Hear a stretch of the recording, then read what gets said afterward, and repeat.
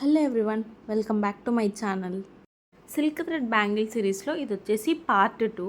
ఈరోజు మోడల్ వచ్చేసి ఇది రెఫరెన్స్ పిక్ నేను ఫస్టే చూపిస్తున్నాను ఈరోజు ఏ మోడల్ చేస్తున్నాను అనేసి. అండ్ ఫస్ట్లీ బ్యాంగిల్ చేయడానికి మనం ర్యాప్ చేసుకోవాలి కదా థ్రెడ్స్.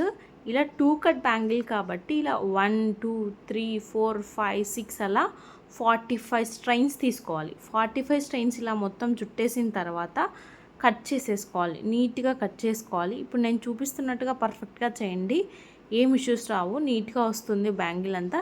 ఇలా కట్ చేసిన తర్వాత ఇప్పుడు మెయిన్ టిప్ ఇక్కడే.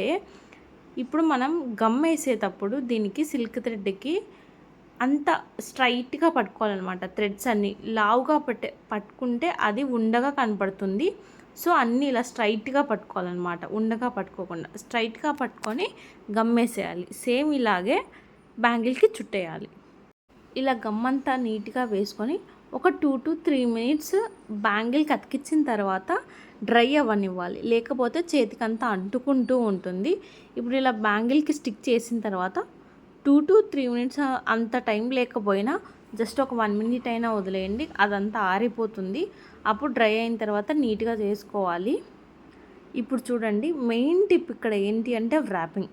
కరెక్ట్గా ఇప్పుడు ప్లాంక్కి చుట్టుకునింది ఒకదాని మీద ఒకటి లేకుండా పక్కన స్ట్రైట్గా పెడితే పర్ఫెక్ట్గా సరిపోతుంది థ్రెడ్ అంతా. లేదు బిగినర్స్ ర్యాప్ చేయడానికి రాదు అనుకుంటే సరిపోదు, మళ్ళీ మీరు ర్యాప్ చేసుకోవాల్సింది వస్తుంది.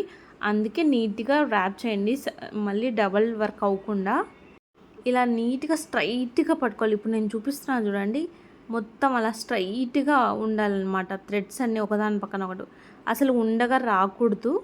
ఇలా నీట్గా మనం జడ ఇలా అనుకుంటాం కదా, అలా నీట్గా సిల్క్ థ్రెడ్స్ అన్నీ అలా అనుకొని నీట్గా స్ట్రైట్గా పట్టుకోవాలి. స్ట్రైట్గా టైట్గా పట్టుకోవాలి, ఎందుకంటే ప్లాస్టిక్ అండ్ సిల్క్ థ్రెడ్ రెండు జారిపోతుంటాయి కాబట్టి ఎక్కువ జారుతుంటాయి. టైట్గా పట్టేసుకొని రెండింటిని మనం ర్యాప్ చేయాలి.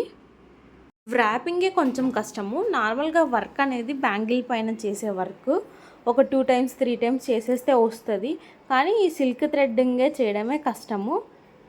వన్స్ ట్వైస్ ట్రైస్ ఒకసారి ట్రై చేసి వచ్చేస్తుంది నీట్గా. సో ఇలా నీట్గా ర్యాప్ చేసుకున్న తర్వాత ఇప్పుడు నేను ఈ సిల్క్ థ్రెడ్ మీద వర్క్ చేస్తున్నాను. ఇందాక నేను రెఫరెన్స్ పిక్ చూపించాను కదా, సేమ్ అలాగే వర్క్ దీని మీద చేస్తున్నాను. ఇప్పుడు గమ్ అంతా పెట్టేసుకున్న తర్వాత ఫస్ట్లీ అక్కడున్న 7 stones అతికిస్తాం. ఈ వర్క్ చేసేటప్పుడు మనం రెఫరెన్స్ పిక్ ఖచ్చితంగా పెట్టుకోవాలి, లేకపోతే కన్ఫ్యూజ్ అవుతాం. ఫస్ట్ టైం వర్క్ చేసేటప్పుడు అయితే ఖచ్చితంగా రెఫరెన్స్ పిక్ పెట్టుకోండి. ఎలాంటి కలర్ బీడ్స్ వాడాలో అవన్నీ దగ్గర పెట్టుకోండి. ఫస్ట్లీ డిసైడ్ అవ్వండి ఏ కలర్కి ఏ కాంబినేషన్ వేయాలి అనేసి.